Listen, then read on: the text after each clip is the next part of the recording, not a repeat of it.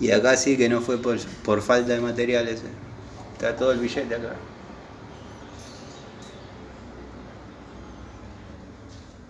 Evo.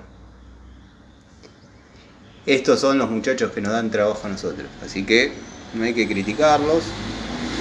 No está bien hablar del que estuvo antes, pero ponete las pilas, maestro.